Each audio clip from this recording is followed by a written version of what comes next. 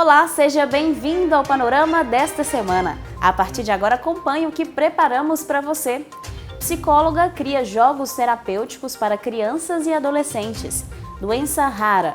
Mãe pede ajuda da comunidade para manter a alimentação especial do filho. Artistas de Caratinga terão cadastro online para receber informações de editais. Fique ligado, o Panorama está só começando.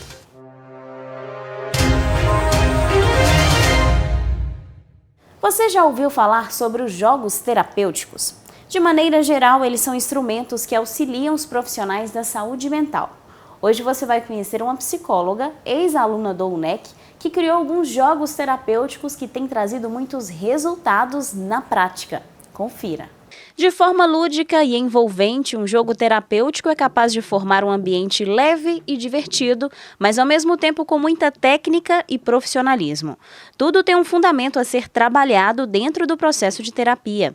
Essas ferramentas são ideais principalmente para crianças e adolescentes. A gente sempre separa por faixa etária, até para conseguir abarcar aquilo que a criança ou adolescente consegue entender, tanto de uma questão cognitiva mesmo falando, né, e de uma forma lúdica. Então, com crianças menores, a gente usa termos mais simples, mais objetivos e muito mais lúdico. Com adolescentes, né, dependendo ali da idade, igual esse, por exemplo, é a partir, né, os dois aqui são a partir dos 14 anos. Então, já é uma outra linguagem que eu uso, não precisa ser algo tão lúdico e a gente sempre vai adaptando. Então, é mais por uma questão de conseguir incluir o paciente ali dentro daquilo que eu estou querendo trabalhar. Cada jogo ele vem com uma demanda, então esse daqui me ajuda a acessar o paciente. Não tem pessoas que vai para terapia, às vezes os pais que querem levar a criança ou adolescente não querem, então tem uma certa resistência, ou então querem estar, mas são mais tímidos, né, tem um pouquinho de dificuldade. Então são formas assim lúdicas de eu entrar naquilo que eu preciso, conhecer o paciente, né, porque a terapia a gente primeiro precisa conhecer o paciente, avaliar o que está acontecendo e criar esse vínculo. Os jogos ele tem esse objetivo de me ajudar em todo esse processo, enquanto eu estou criando vínculo, eu estou avaliando, a gente está se aproximando e ele está falando de uma forma super mais espontânea. Foi no estágio, quando ainda era uma estudante de psicologia no UNEC, mantido pela Fundação Educacional de Caratinga, que Thaís percebeu a necessidade de ferramentas que auxiliassem no processo com os pacientes. A partir das demandas que foram surgindo, Thaís foi fundamentando e produzindo um material muito rico em resultados. Em parceria com uma outra profissional, também da área, criaram o primeiro jogo terapêutico delas. Mas depois disso, Thaís, que hoje é psicóloga clínica, elaborou outros 2 jogos. O meu primeiro processo criativo foi dentro do estágio, né, na faculdade, no último ano de faculdade. Eu tive contato com um paciente que eu não tinha nada, era um paciente adolescente. E na supervisão de estágio, né, com a professora Paula, que a gente tem esse acompanhamento, ela gostou muito e deu a ideia assim, publica isso, né, manda para a editora e publica. E aí que eu fui pesquisar como que era, entrei em contato com algumas, montei o material, né, e avaliei, e eles gostaram, disse, vamos publicar. Foi assim que começou. Mas o surgimento de cada jogo sempre vem, assim, de uma demanda que eu estou trabalhando ali com o paciente. Então, ou é alguma coisa que ele traz, ou é de algum insight que tem ali na hora, né, de uma reflexão que a gente está fazendo, assim, dá para eu usar isso, né, dá para eu trabalhar isso para poder ajudar outros pacientes também com esse mesmo sofrimento ou questão. E aí começa daí, da minha experiência, estrutura ali, faço com o paciente, dando certo, mando para a editora. Os jogos terapêuticos são de uso exclusivo para psicólogos e estudantes da área e devem ser utilizados no aspecto profissional, além de estimular o paciente, auxiliando no desenvolvimento de habilidades, entre outros benefícios. A gente que trabalha, né, principalmente com criança, o adolescente vai depender da idade, do perfil de cada um. Mas a criança, principalmente, a terapia com ela é muito diferente. Não é igual com o adulto, né, que a gente senta cada um na poltrona e consegue falar, né? Primeiro porque o adulto já vai por conta própria, então ele sabe que está com um problema, busca ajuda e consegue trazer isso. A criança, mesmo que ela goste de estar ali, não é essa coisa só verbal. Então a gente usa da brincadeira, né, da ludicidade, para poder entrar no mundo da criança e para poder ensinar habilidades. Então, por exemplo, a gente pode usar tanto jogos comerciais, tipo Uno, que é o sucesso em qualquer faixa etária, quanto jogos específicos, quanto esse que eu fiz, né, que é próprio para isso, para ensinar alguma habilidade para a criança. Tem o site, né, da Terapia Criativa, que é a editora, que é parceira, que publicou. comigo diretamente, e aqui em Caratinga também, pela Livraria Caratinga, tem alguns exemplares disponíveis. Somente psicólogos ou estudantes de psicologia já no período de estágio, né, clínico, que esse material é voltado.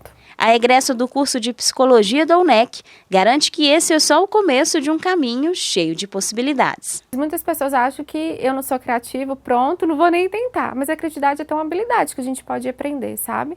Então, assim, a minha profissão me coloca muito a isso. É claro que existem várias outras, mas estar presente ali e querer dar, vamos dizer assim, o nosso melhor também, surge muito insight. Então, tem coisas que eu criei também que eu nem mandei para a editora, mas naquele momento foi o meio que eu consegui usar para acessar o paciente, para poder fazer com que ele entendesse, com que ajudasse de alguma forma. Então, a gente é se permitir. Não tem uma fórmula mágica, não tem uma coisa melhor do que a outra, é se jogar porque é muito gostoso o processo e se arriscar, né? Uma hora surge algum resultado legal. Estou me arriscando em livrinhos também, né? Além só de jogos.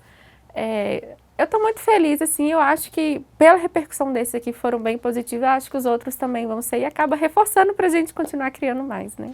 Agora você vai conhecer a história do pequeno Davi, de Inhapim, que tem uma doença rara e precisa de ajuda da comunidade para manter uma alimentação especial. Uma lata da fórmula que ele faz uso diariamente custa R$ 250. Esse é o pequeno Davi Lucas Torres de Assis, que tem 2 aninhos e 8 meses de vida. Davi é filho da Amanda. Durante a gravidez, a mãe contou que o pré-natal tudo aconteceu normalmente, sem nenhum problema. Na gestação foi tranquilo, eu não consegui ver nada diferente nos ultrassons nem nada. E quando ele nasceu, com 2 meses, que eu comecei a ver que ele estava diferente, dando crisezinha com a mão, tremendo o olhinho. E aí eu comecei a levar ele no médico, e aí eles suspeitaram de West, e depois a gente foi e passou para outro médico, continuando dando muita crise, e aí a gente descobriu que ele tinha essa síndrome de Ohtahara. Essa síndrome que a mãe citou é rara. De acordo com a fisioterapeuta do Davi, ela é uma comorbidade decorrente da disgenesia do corpo caloso. O corpo caloso é uma parte do cérebro responsável pela conexão da parte direita com a parte esquerda do cérebro, tá? Então, ele tem uma disgenesia porque ele tem uma falha, né? Pode ser a genesia completa e como pode ser incompleta. Então, já que é uma agenesia incompleta, a gente chama de disgenesia do corpo caloso. Então, tem uma falha aí.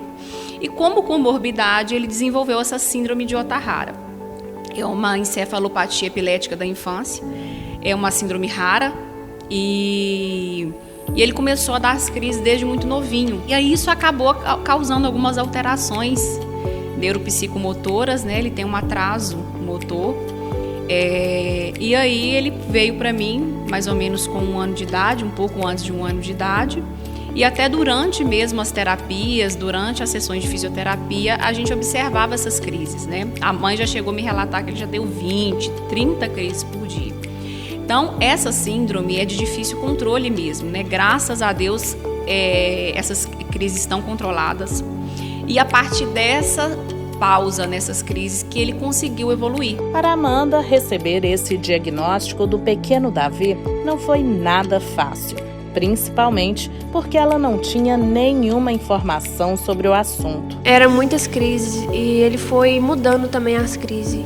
Contorcia, virava todo o corpinho para o lado. Hoje, Davi faz uso de um medicamento que tem ajudado muito e evitado que essas crises ocorram. As crises atrapalham mesmo, né? A cada crise ela acaba lesionando, né? Podendo lesionar a parte do cérebro que faz com que dá mais atraso motor mesmo, né? Às vezes a gente consegue ganhar alguma coisa, algum marco motor, e às vezes tem uma crise forte e aí perde, né? Devido a essa crise. Então, às vezes, durante a terapia ele dava crise, então a gente tinha que interromper, esperar ele voltar, né? Restabelecer e para continuar as terapias.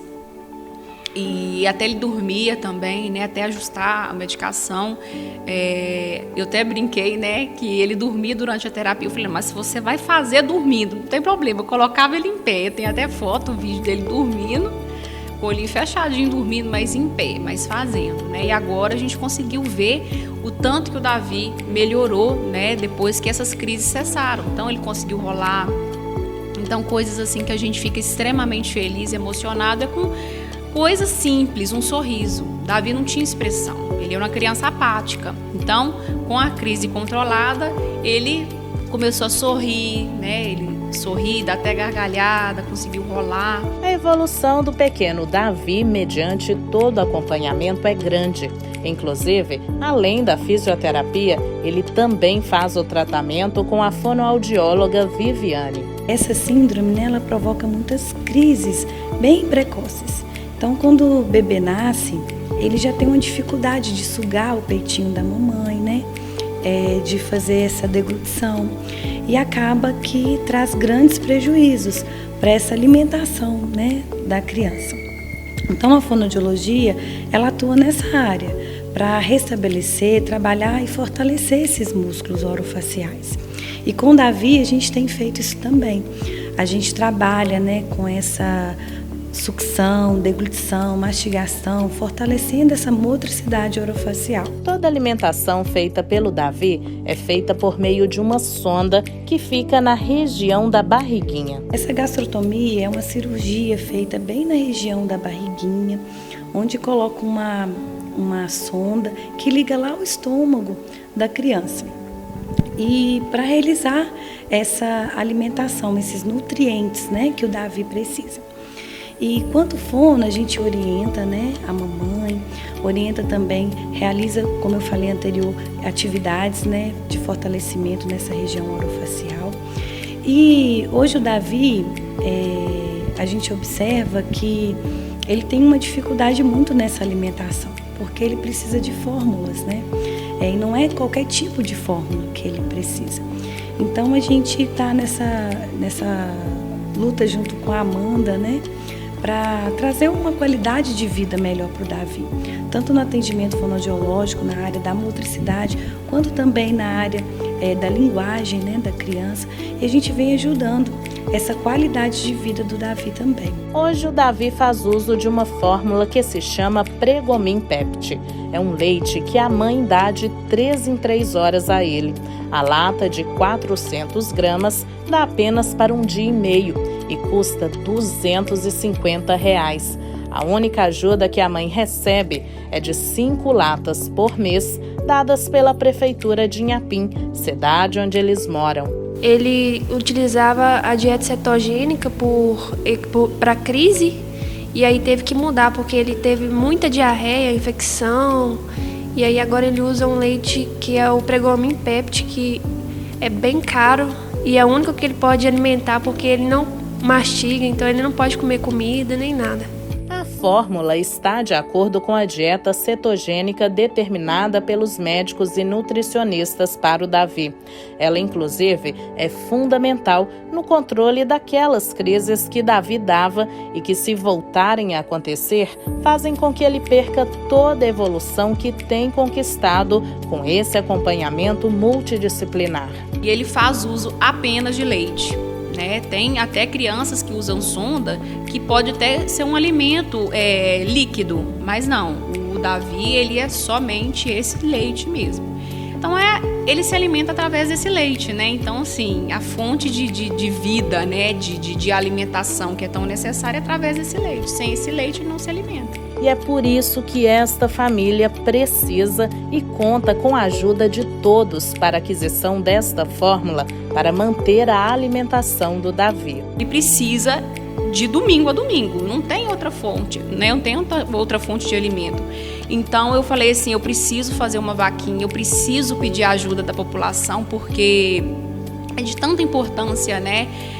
Para a Amanda é a mãe solo, que faz de tudo para o Davi, tudo que precisa, a Amanda vai lá e corre atrás. A gente sabe, assim, eu acompanho, né, a Amanda, o Davi já tem um tempinho aí, a gente está nessa jornada, a gente acaba, né, tendo uma amizade aí, e eu me senti na obrigação de estar ajudando, né? Então eu peço a vocês, qualquer valor assim, vai ser muito bem-vindo, porque a gente precisa de ajuda, a Amanda precisa de ajuda, né? É com as pessoas, com a boa vontade das pessoas, né? Se sentirem aí comovidos com a história do Davi. Quem puder ajudar vai ser assim, de bastante, assim, a Amanda vai ficar muito feliz, eu vou ficar muito feliz, e saber que a gente pode contar ainda, né, com as pessoas, com a colaboração das pessoas. Pode estar entrando no Instagram dele, lá tem o Pix, quem puder ajudar, né, vai ser bastante ajuda.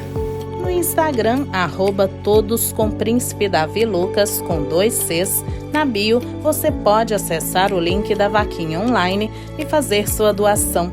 Contribua você também e abrace essa causa tão importante. Chegou o momento do nosso quadro Pense Direito com o advogado Lucas Cota. Responsabilidade do menor. Algumas pessoas acreditam que no Brasil não existiria nenhuma forma de responsabilizar o menor pelos atos que ele pratica.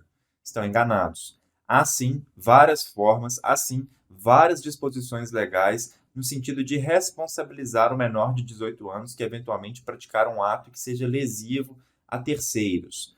Nós podemos falar aqui da responsabilidade do menor por atos infracionais, que é um primeiro tipo de responsabilidade.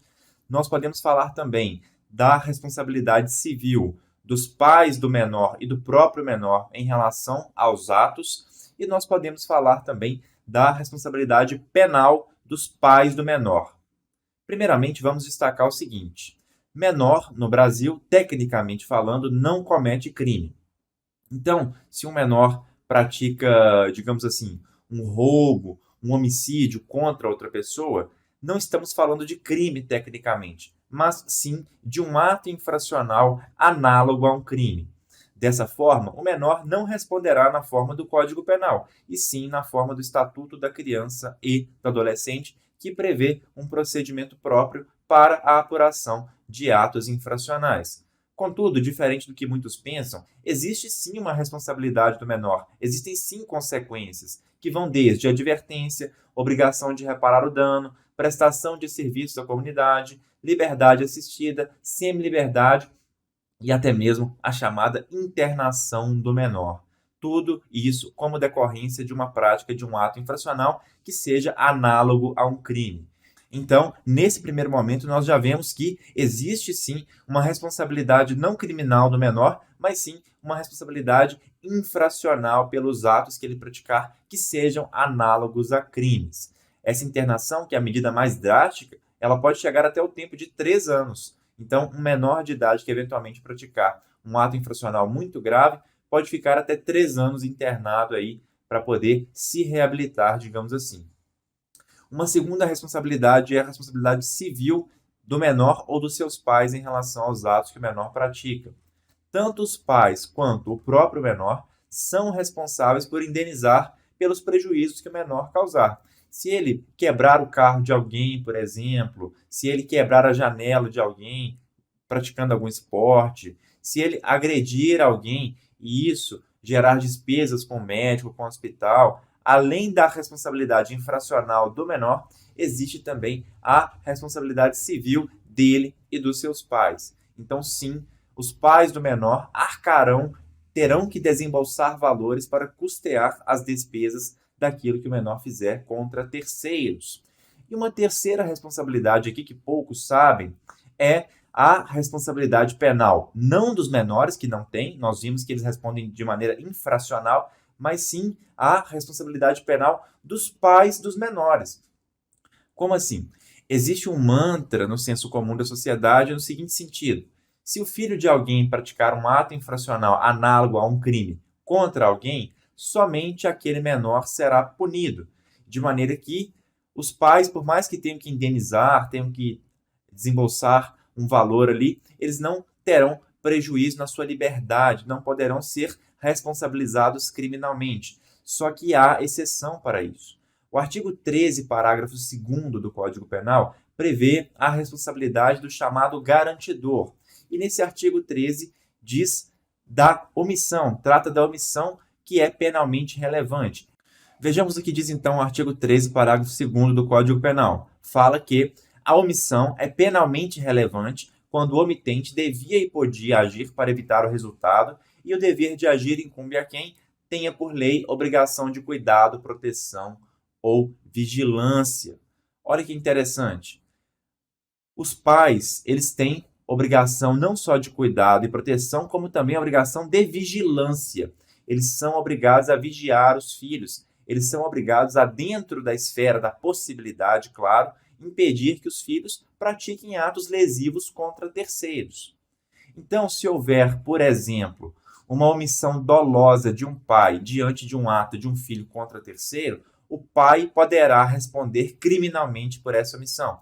Imaginemos que, num dado momento, o seu filho está caminhando pela rua ao lado do pai e ele vê um desafeto daquele filho, né? Então, o filho decide agredir o seu desafeto, decide lesioná-lo, causando contra aquela pessoa severos hematomas. O pai, observando tudo, pensa: essa pessoa até que merece apanhar. Essa pessoa mexeu com meu filho semana passada e merece apanhar. Portanto, não vou intervir. Percebam, o pai está dolosamente se omitindo. Há uma omissão dolosa e o pai podia e devia agir. Ora, se há omissão dolosa e o pai podia e devia agir para evitar o resultado e ele nada fez, ele sequer tentou agir, então aquela lesão corporal que vitimou aquela pessoa será imputada, responsabilizará aquele pai que se omitiu dolosamente. Ele poderá responder pelo crime de lesão corporal dolosa, porque houve dolo, houve intenção na sua omissão. Percebam a gravidade disso. Muitas pessoas acham que se o pai ou a mãe se omitir, nada vai acontecer criminalmente. Acontece sim, pode acontecer sim. Então, muito cuidado, você que é pai, você que é mãe, muito cuidado na criação dos seus filhos aí. Oriente, haja para intervir dentro, claro, da esfera da possibilidade. A lei também não exige que o pai seja onisciente e saiba de tudo que o filho está fazendo a todo momento. Não exige isso. Se o pai não souber, se o pai sinceramente não souber e não manifestar uma situação de desprezo ou de aquiescência, de concordância com aquela conduta lesiva do menor, logicamente ele não responderá criminalmente. Mas se o pai souber da conduta do menor e mesmo assim aderir de maneira omissiva à intenção do menor, à intenção de agredir alguém, por exemplo, esse pai ou essa mãe serão responsabilizados criminalmente, sim, porque eles são garantidores para o nosso direito penal. Então pense bem, agarre essas dicas e saiba da responsabilidade dos menores no Brasil. O bispo da Diocese de Caratinga, Dom Emanuel Messias de Oliveira, está completando 25 anos de ordenação episcopal, além de 75 anos de idade. As datas festivas têm direito a uma programação especial com a realização de celebrações em 3 municípios. Na cidade, a Catedral São João Batista foi o local escolhido para dar início às festividades. Dom Emanuel Messias de Oliveira nasceu no dia 22 de abril de 1948, na cidade de Salinas, região norte de Minas Gerais. Filho de Deuclides Oliveira e Maria Angélica Teixeira, Dom Emanuel cursou filosofia em Mariana, no Seminário São José. Já o curso de teologia foi realizado na Pontifícia Universidade Gregoriana em Roma, na Itália. Um importante currículo que se soma a um significativo legado. Pelo trabalho, pela dedicação com que ele tem administrado a nossa diocese, contando sempre com a colaboração dos outros sacerdotes. Ele tem sempre se mostrado zeloso, cuidadoso com o rebanho a qual lhe foi confiado. Dom Emanuel foi ordenado bispo na Diocese de Guanhães, em Governador Valadares, no dia 19 de abril de 1998, sendo empossado no dia 17 de maio. O bispo exerceu o ministério sacerdotal por 23 anos em Valadares, como vigário paroquial e pároco. Já são 47 anos de sacerdócio. Dependendo do bispado, né? Só tem história do sacerdócio. 23 anos na paróquia da Ilha. 6 como vigário paroquial e 17 como pároco. Dom Emanuel foi professor no Seminário Diocesano de Nossa Senhora do Rosário, em Caratinga, durante 24 anos. Ele, antes de ser bispo, também foi professor do nosso seminário, foi meu professor de teologia bíblica, e celebrar esta data é render graças pelo grande trabalho que ele tem prestado à nossa Igreja Diocesana de Caratinga, na formação dos padres da nossa diocese, e é também uma oportunidade de todos nós, enquanto presbíteros desta Igreja Particular de Caratinga, junto com ele, que há 13 anos está junto conosco, poder assim louvar e glorificar a Deus pelo seu ministério episcopal como pastor da nossa diocese. Em fevereiro de 2011, foi nomeado pelo Papa Bento XVI para assumir a diocese do nosso município. Sua posse ocorreu no dia 20 de maio do mesmo ano. Uma experiência muito feliz, muito boa, porque quando eu estive em Goiânia durante 13 anos, estava no início, então fui aprendendo muita coisa. E aqui as coisas não estavam mais organizadas, eu pude me entregar um pouco mais, né? E chego assim percebendo que foi uma trajetória bonita, com a graça de Deus, né, decorrida. Padres, diáconos e demais religiosos participaram de uma missa solene, promovida pela nossa diocese em comemoração aos 25 anos de ordenação episcopal de Dom Emanuel. É uma alegria da diocese, de todos os seus padres, celebrar com ele, agradecer a Deus, né, pelos seus anos de vida também, mais de 70, e essa festa é a festa de toda a diocese de Caratinga e a maioria dos seus padres estão aqui representados. O pastoreio do Dom Emanuel, ele é aquele pastoreio do carinho, do cuidado, da misericórdia. Então nós, como paroquianos, né, estamos muito próximos a ele, nós vivenciamos essa misericórdia. O lema, né, do Dom Emanuel é a serviço da misericórdia, e isso fica muito nítido entre nós.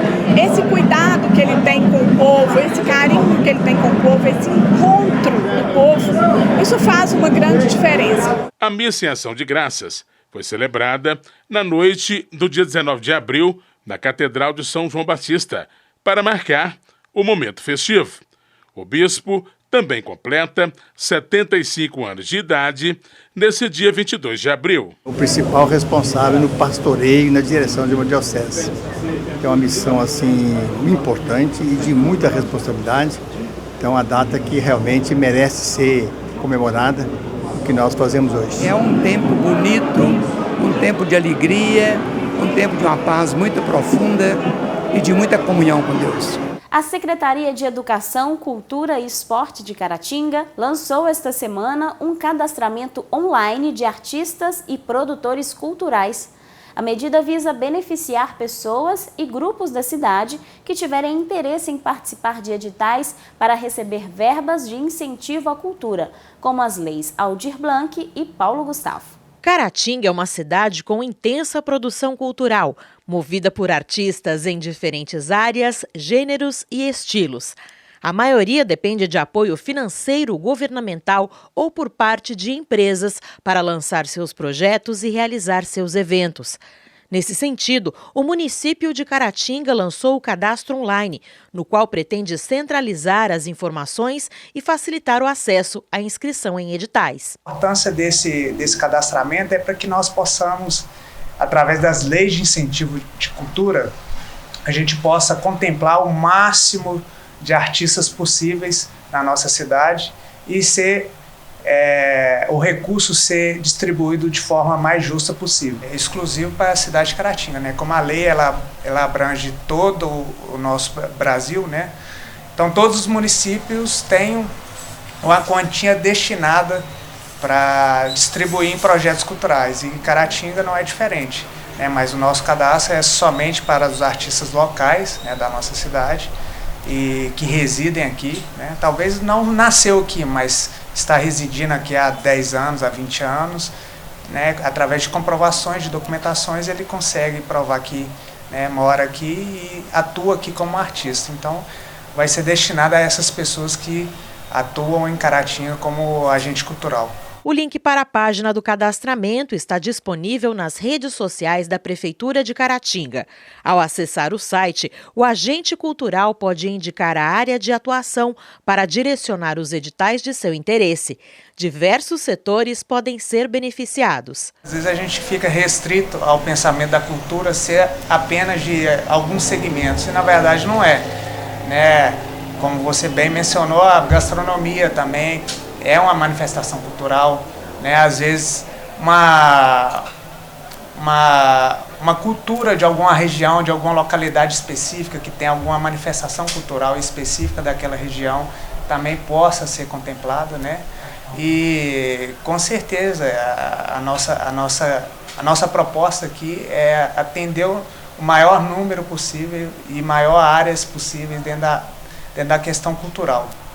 Desde artesão até quem faz grafite, cinema, né, músicos e por aí vai. De acordo com o superintendente de Cultura e Esporte, essa iniciativa veio da experiência que o município adquiriu com o primeiro edital da Lei Aldir Blanc, lançado em 2020. Ele espera que o cadastro agilize as próximas seleções de projetos. Porque a cultura também move a economia do município, né? Então nós tivemos Aldir Blanc com um recurso bem considerável distribuídos aos agentes culturais, com certeza movimentou. Porque o artista precisa comprar algum material que necessita para produzir a cultura dele, ele vai dar preferência aos comerciantes aqui da nossa cidade, então isso é muito importante. E a expectativa é muito boa para essas novas leis, né? A Paulo Gustavo e também a Aldir Blanc 2, porque nós temos aí o quadro de distribuição de recursos, né? Para Paulo Gustavo está previsto 800 mil reais. E também para a Aldir Blanc 2, mais ou menos 600 mil reais. Então, é um recurso financeiro que, além de ajudar os artistas, com certeza vai ajudar a economia local. A Lei Paulo Gustavo foi sancionada, aprovada, e tem um prazo mais ou menos de 15 dias para abrir uma plataforma do governo federal e o município manifestar, né, através do plano de ação, o interesse de pleitear esse recurso, né? Aí, dentro desses 60 dias aí, o município vai ter esse prazo e a partir daí já começa o trâmite normal dentro da prefeitura, que é abrir os editais, e por isso é importante fazer o cadastro, né? O cadastramento dos agentes culturais, porque é através desse cadastro que a gente vai conseguir elaborar um edital que consiga contemplar, né, o número máximo de agentes culturais da nossa cidade. A gente está abrindo a partir de hoje e as inscrições duram até dia 10 de maio. Né? Então o artista ele tem até 10 de maio para poder fazer o cadastro, né, que a gente vai deixar disponível aí nas plataformas digitais. O Panorama de hoje vai ficando por aqui. Você pode rever as reportagens da edição de hoje nas nossas redes sociais. Obrigada pela sua audiência. Esperamos você na nossa próxima edição.